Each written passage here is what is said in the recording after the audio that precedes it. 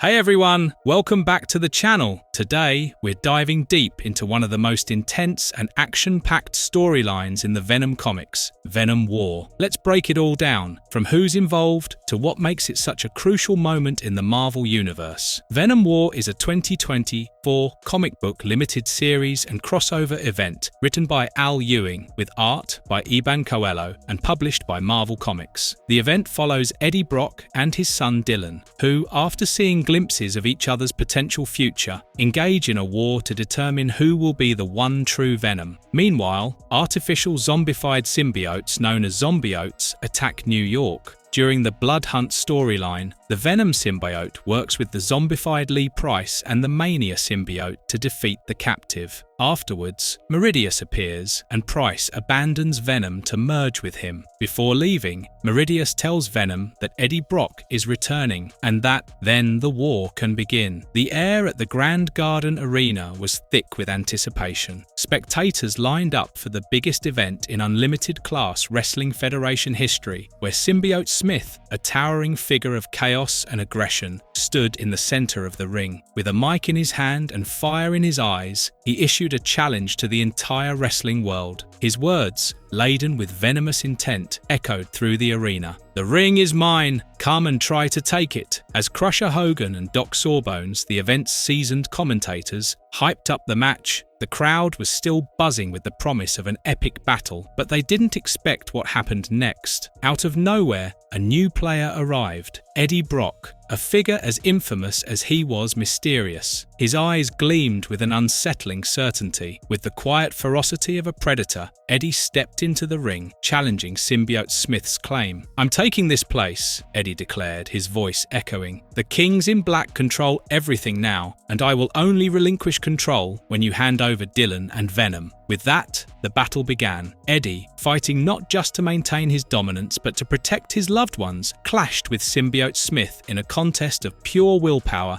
and symbiote strength. Meanwhile, far from the carnage unfolding at the Grand Garden Arena, Dylan Brock, Eddie's son, was struggling with his destiny. In the depths of his mind, Dylan tried to reach out to his future counterpart, desperate for answers. The visions came to him in flashes, glimpses of the eventuality, an ominous force threatening to erase all that was. But before he could fully comprehend the cryptic messages from his future self, the vision faded, and Dylan was left with more questions than answers. As if to fill the void of uncertainty, Toxin, another symbiote with ties to Dylan's lineage, approached him. Toxin warned Dylan of a growing darkness, the remnants of Bedlam, Tyro, and Wild, three mercenaries who had recently conquered Paladin and her crew. The battle at the Grand Garden Arena was only one part of something far larger, something that could change the fate of the symbiote race forever. Meanwhile, at Alchemax, Liz Allen was locked in a tense meeting with Carlton Drake and Meridius, the shadowy scientist bent on using the venomous symbiotes for his own twisted agenda. During their conversation, Liz learned of chemical K-43, a toxic substance that could destroy symbiotes. The stakes were rising as Eddie's enemies tightened their grip. But there was one more twist. Liz was unaware of the danger posed by chemical K-43, and Meridius and Drake were already working to weaponize it.